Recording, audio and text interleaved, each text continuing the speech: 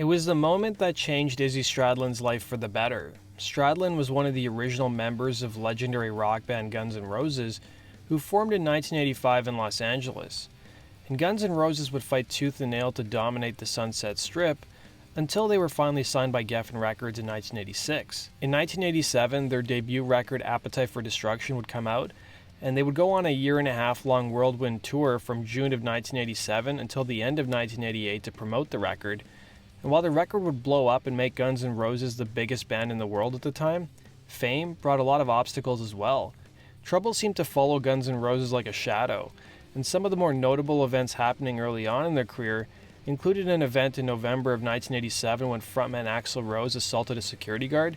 The next summer, 2 fans died during their set at the Monsters of Rock Festival in Donington, England. And add to that the runaway egos, drugs, the one-in-a-million controversy, and the fact that the band almost broke up in front of the entire world opening for the Rolling Stones, as well as countless other problems. And 1989 seemed to introduce some downtime for the band as they were in between writing songs for their full-length follow-up to their debut record while also enjoying the fruits of their labor.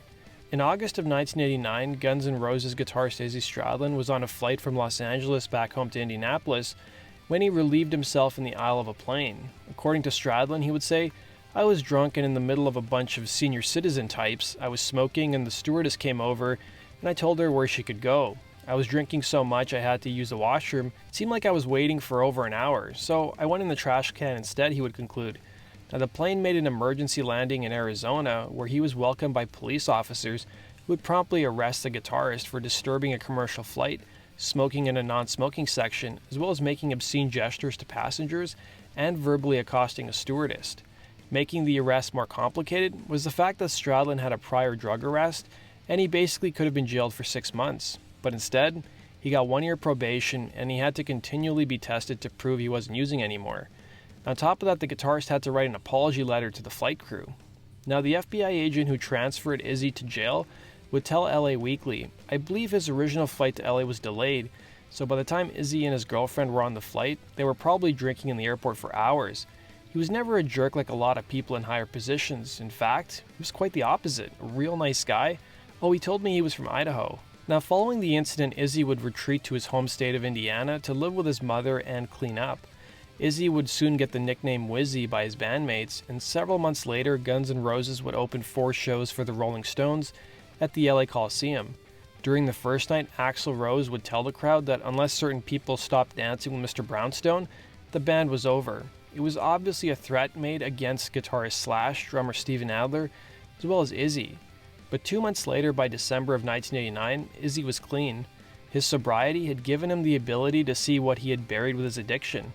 He would use his addiction to deal with the stress of being in Guns N' Roses, and would tell TuneCore's Jeff Price in 2006, "That was my low point. Around 89 I bottomed out." By 1992, Stradlin was out of Guns N' Roses and promoting his new project, the Juju Hounds, and he recounted to author Paul Elliott the difficult process of getting his act clean, saying, "If I remember, there was 2 weeks where I really didn't sleep, and it takes months for your body to begin functioning naturally again. There was a point in LA where I wouldn't go outside without a gun. It was no way to live, and when I realized that, I said I gotta get out of here." That year, Stradlin purchased a property in his home state of Indiana, and that appeared to have a huge impact on him. He would reveal to Elliott, "I think going back to Indiana woke me up from the haze point blank." And by 1990, Guns N' Roses tried to finish what they started a year earlier, which was a proper follow-up to 1987's Appetite for Destruction. Izzy would drop in and out of the picture and would stay with the band until August of 1991 when he played his final show as an official member. Stradlin would reveal to Rolling Stone in 1992, "Once I quit drugs, I couldn't help looking around and asking myself, is this all there is? I was just tired of it. I needed to get out." Stradlin would return for a short stint with the band in 1993 to replace injured guitarist Gilby Clarke, who broke his hand during a motorcycling incident, and would make occasional appearances in 2006 and 2012 with Axl Rose's version of Guns N' Roses. That concludes today's video, guys. Thanks for watching. Be sure to like button and subscribe. And as always, if you have suggestions for future stories, let me know in the comment section below. Take care.